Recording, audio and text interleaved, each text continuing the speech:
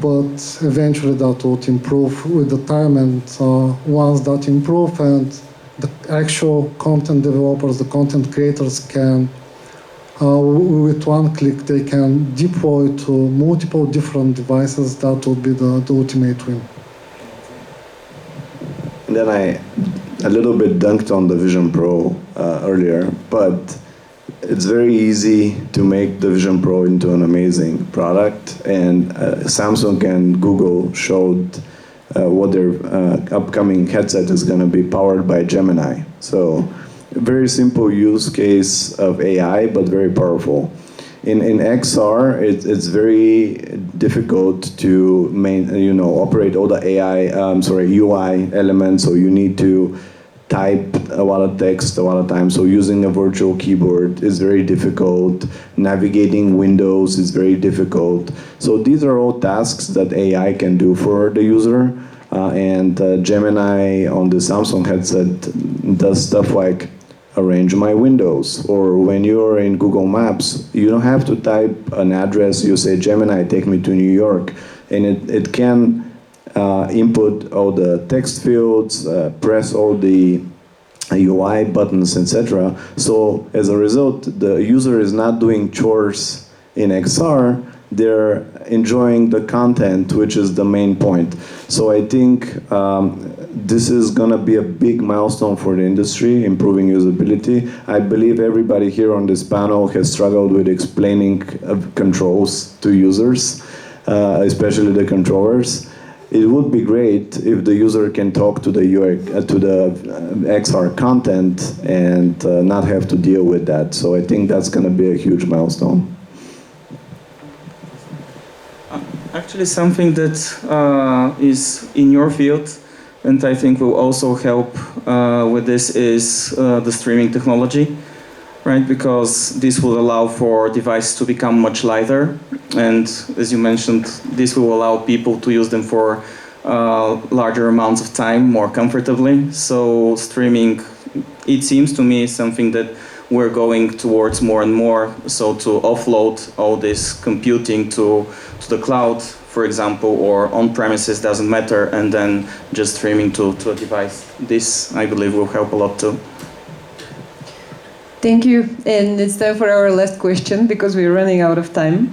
But what do you think, how would you assess the current situation with DXR in Bulgaria? And how does it compare to global XR companies in terms of innovation and like technological development? Since I'm holding the microphone anyway, I think that Bulgaria has shown that we're up to date with all other countries, well, the advanced countries, especially in terms of the IT sector. So they're very large and interesting companies, from, well, practically from large companies to small companies, and XR is becoming more and more accessible even to developers. So we're seeing more and more startups in Bulgaria that start dealing with XR. So I think we're in a good place. Yeah, I would agree with Dimo. In our experience, I'm really glad that some conservative companies like financial institutions or pharmaceuticals started moving from small experimental projects to some really more complex and more meaningful projects in their business for internal communication, external training, or whatever. So in the last few years, we are really seeing big progress in that aspect. Yeah, I just want to say that unlike some industries, XR is very global. So there's not like one XR hub in the world where all the companies come from there. Like there is in finance, for example, there are a few hubs around the world, and other industries like microchips and whatnot. So there are great XR companies everywhere. I think the important thing is to how do you use this technology to make current processes better, or just a fun game that everyone wants to play. And you can make that from anywhere. I think we have plenty of advantages in Bulgaria. We're known as a deep tech hub in a way. I know talent is challenging to acquire, it's not enough, but I think from that standpoint, there's still a lot of talent and the knowledge. It's just about solving a problem. Very, very good. I will speak from the point of a company actually distributing content, and we distribute content coming from everywhere.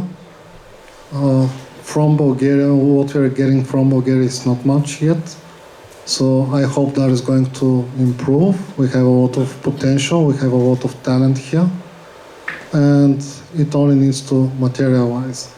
And for everybody who haven't tried VR yet, I would highly recommend doing that. You may fall in love with it.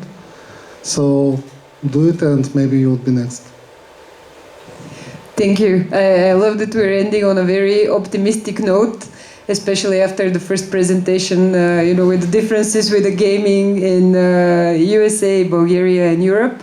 So if all the things that Yari talked about don't happen, like the digital wars and the hybrid wars, Bulgaria can be a leader in XR. Looks like bright future ahead of us. Fingers crossed. Thank you all. You can find them after if you have questions. Thank you to our panelists. We're done with this panel. There will be a lunch break until 1:30, and then we continue with the program. Thank you. Yes, and just if you don't know, there will be a party with cocktails. So stay till the end, and we have a movie, a festival movie that will be shown at the last panel.